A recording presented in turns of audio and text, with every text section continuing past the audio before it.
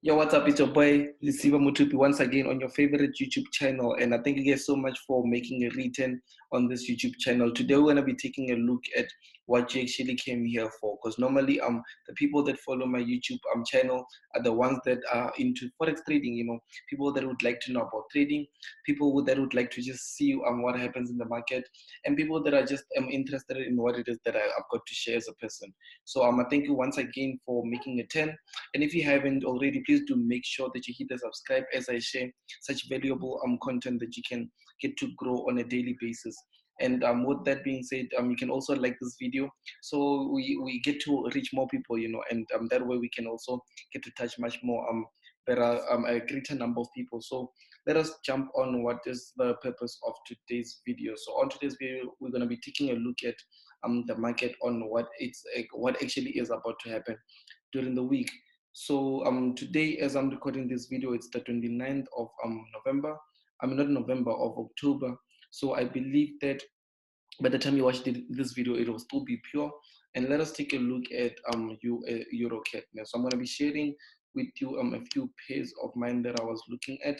Yes, I've got my top 6 pairs here, which you can see I share with my premium team. So each and every Sunday we've got what we have that is named a live session, where all the members that I do have, we get to look at the market together. We get to actually discuss ideas, and they also get to tell me what it is that they see, or like we just get to engage and share about all of that. And normally we have top 6 pairs that we just focus on which on today's video I'm going to be giving you guys just 3 of this. So basically I'm giving you guys 50% of the live session. So let us take a look at EURCAD, for instance. So even if you take a look at the previous video that I had where I was speaking of the market recap, I think it's the market recap, we spoke of EURCAD and I gave you guys the setup. And even in the Telegram public group, I sent the setup to you guys of the EURCAD. So I'll just maybe try to put up a picture somewhere here quick so you can still see and remember. And most importantly, I'll also just record a short-term clip whereby you'd be able to just see of the previous market session. But we spoke of the sell opportunity that we got somewhere close to here now. And if you see something like this, it doesn't mean that one is saying that it has to drop from exactly where it's at to all the way down. We just, from here, we're looking for sales, like we're waiting for confirmation. It can be of a candlestick, or you can have a trend line like this. So once it does break out here, you know that you're gonna place your sell and you'll be in the trade. This is a much more better way to here, and all the way down here because of the fact that let me just go a bit to the 4-hour time frame, because of the fact that it gave us the third touch of the short opportunity that we're looking for. So after the third touch, we noticed that even the bigger structure pattern allows us to be able to see that we are waiting for a much more long-term move, which is a longer term, like let's say long to the upside. Basically, long means going all the way up. So simply here you can see we've got our first touch. I'm waiting for the chart to load a bit quick. Okay, there we go. We've got our first touch here. We've got our second touch. So with our third touch, we just wanted to, especially after seeing that the market got in a corrective manner, we wanted it to just give us any sign of indication that we're going to go all the way downwards. And it did go down, so we're able to go all the way down to, let me just see to be specific, 200 pips, 190 pips was dropped for just a few days, because if you remember, this happened like in just a few days. So our next move obviously is all the way to the downside here for a third touch. So we're actually looking to come all the way to the downside, somewhere close to here, and get this third touch. So I was able to spot another entry as this one here. I got it triggered. I'm now out of the trade. I'm no longer holding the initial investment that we made. So you can see that with this, I was able to spot the third touch again. The first touch here, second touch, third touch. So with the third touch that we're able to spot here, now I just wanted to see how the market gets through the third touch. But it's actually moving in an impulsive manner, on which it's actually making me think of the opportunity that we are about to get. As I was actually looking for a pattern such as this, a pattern that moves and then it gives me the opportunity to the downside, an ascending type pattern basically.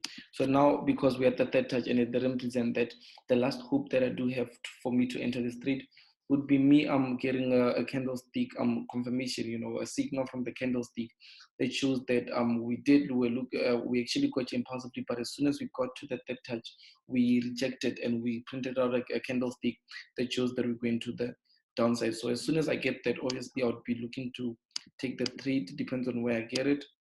Okay, and obviously with us, we never have a stop loss more than 30 pips. Never have, so we can still get like 15 pips. Still okay. Let's see. Depends on the candlestick how it will close, ne? But let me just say 30 pip for instance. And already I know that all the way down it will be a lot of percentages. Like let's say all the way to the 90 rule. You can see that it's 3.15, ne? Which as you can see, prices breaking lower lows, lower highs, lower lows, lower highs. And as you can see, there's a lower high, lower high. So we're expecting this to also be a lower high and hold. And if it once it does happen to break the lower lows, it hits target, which is more than 3%, which is amazing at the end of the day. And hopefully, if it does continue to go all the way down to the third touch here, we can capitalize and bank a few more profits, which is like 7% or more, which we can still get from the market. But that is EURCAD. I wanted to just show you guys on the fact that we're able to catch this drop to the downside. But most importantly, now we shouldn't be excited and celebrate over those minor profits. We should actually look on to capitalizing more of it. So I'm going to move on to the next one, which is KJPY. KJPY. So far, I'm holding this one here. As let me just go in the 4 hour to just share with you guys. I'm not sure what the previous recap that I sent out, if I did share it, but it's a setup I've been following for weeks, so it's amazing for me to be able to be in it now. As I've been following it, I've been waiting for the setup, So I've got my first touch and my second multi-touch confirmation confirmed, as we are now on the third touch. There's also secrets, or not even secrets, but there's also this one rule, or what, I don't know how to say it, but there's a method basically that I teach also in the group whereby it's evolving the structures. Basically, that's when it does get to the third touch, you don't have to get that perfect touch and reverse, or just move to where you want it to go. It doesn't have to play out that way. It actually forms also structures that can catch the buyers on the wrong side, and the sellers that are much more, that understand it and that are much more patient on the right side. So in this manner, because now we're looking at sell opportunities here. So someone, a typical person, would have thought that maybe there's a breakout to the upside, I don't know, maybe something like that. But now, because of us understanding structure, yes, I won't go into details with it. As if you do want to know more about it, you can just hit the link. I don't know, but just get you'll be able to just see in the premium team. This is what we actually speak of. But let's say it did move a bit to the upside. This is the first phase, which is the impulsive move. Now we experienced a correction, which is somewhere close to here, this ascending type at the third touch, which is what we love. Remember, resistance isn't resistant. We're not actually looking to sell when it gets to resistance, but we're looking to see how it gets there, And as soon as we see how it gets there, then we can make a decision whether we're selling or we're just staying out of the trade. So now here, after this happened, we expected this break to the downside, on which I'll show you guys how I caught it. I'll just show you guys how I caught it, which is able to give me, I think I've got a 12 pip stop loss on a 12 pip stop loss. Yes, targets can be all the way down to here, which it would be 21% on just a single position. But for now, I've got my targets here. Né? Those were my targets are, which is 13.3%. And on this, the reason I was able to catch it that way is because also it doesn't have to go all the way up to give me the perfect that touch. So I was actually looking to, the reason I entered it was because of this beautiful ascending type pattern that actually presented itself here. As you can simply see, we've got our touch here, and after this breakout happened, I took my entry. Stop loss didn't have to be all the way up, because like you can simply see that the highs are here. So after here, it did impulse all the way down, retraced a bit, played around, but this is just the last keys. If you understand, if you've read the Naked Forex book, where we speak of the last keys, but it's actually the reaches that you'd understand it that way. So it did play out like this and then continue to drop all the way downwards, which I took in the morning, like, around 12, 11, somewhere close to there. Let me just see. Okay, I think somewhere close to here, 12, 11. Yeah, somewhere here. 12, 11. So we caught it somewhere around there, to be specific. I'm not too sure. But so far, I logged profits here. Forgot to move this, but I logged profits somewhere around here. As soon as I saw the price with the lows, the lower highs, the lows, now the lower highs, and improved the lows. So I just moved profits for it on this KJPY. But I even shared and spoke of this in my group, in my premium team, whereby I was like waiting for actually a reduced risk entry, whereby price was just depending on, because KJPY, the JPY market, but the banks actually open around 2 a.m. in South African time.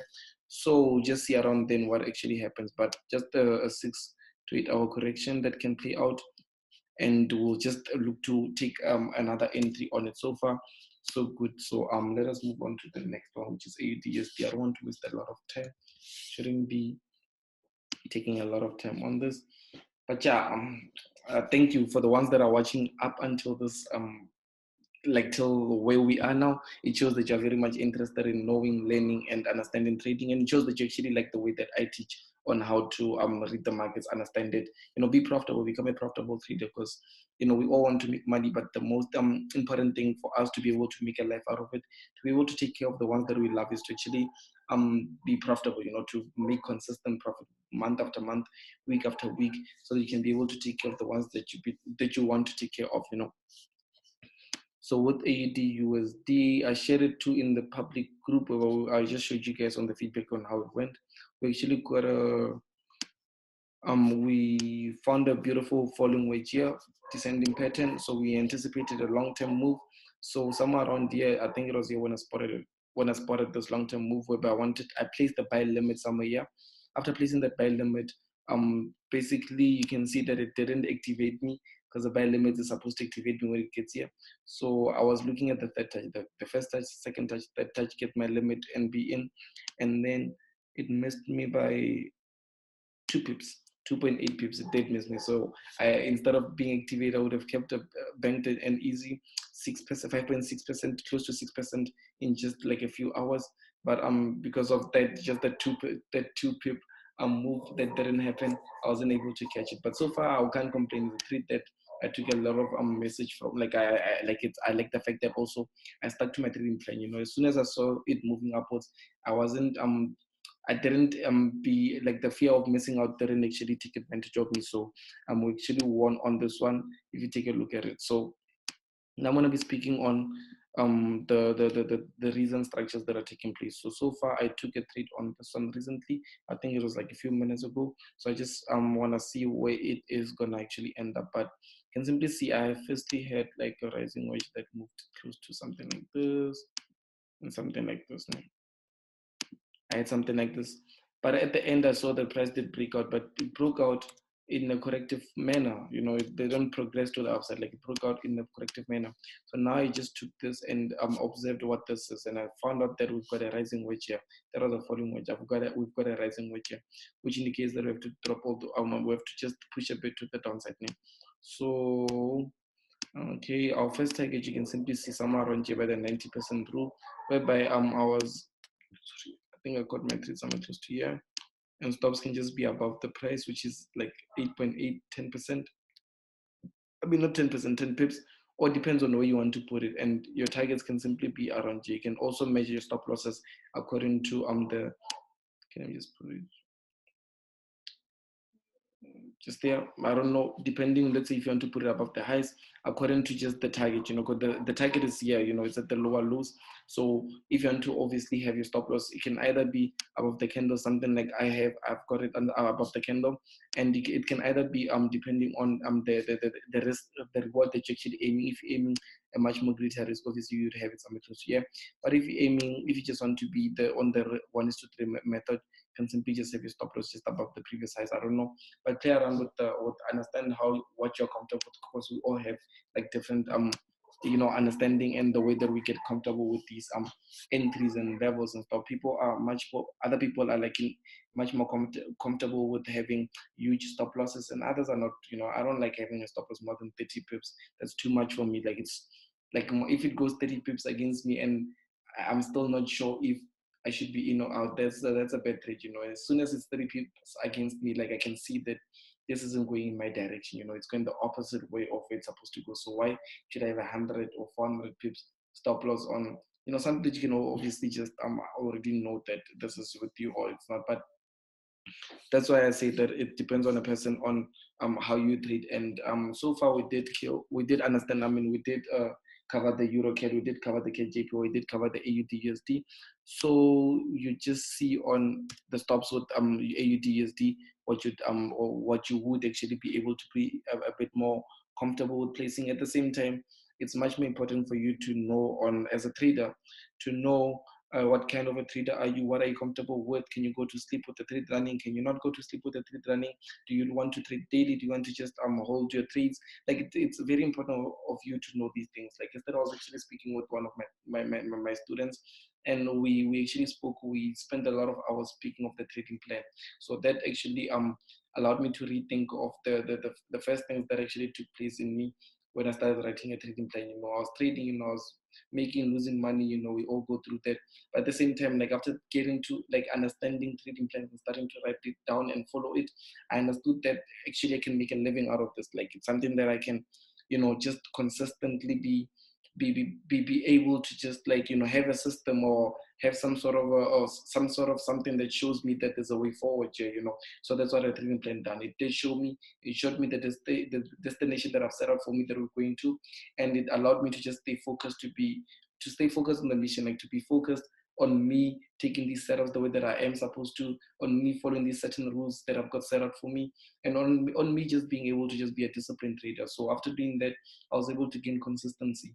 So I think that you too should know, like, because the trading plan actually helps you. It's a plan, a guide that helps you to know you in the market. So you too should actually have something like that that guides you to be able to understand what it is that you're gonna let's say if a trade does this, if you're running in profits and now it's presented something like this, what is it? How are you gonna react to that? But at the same time, let me not waste that. I didn't want this video to waste any more than like 20 minutes. I'm sure it did.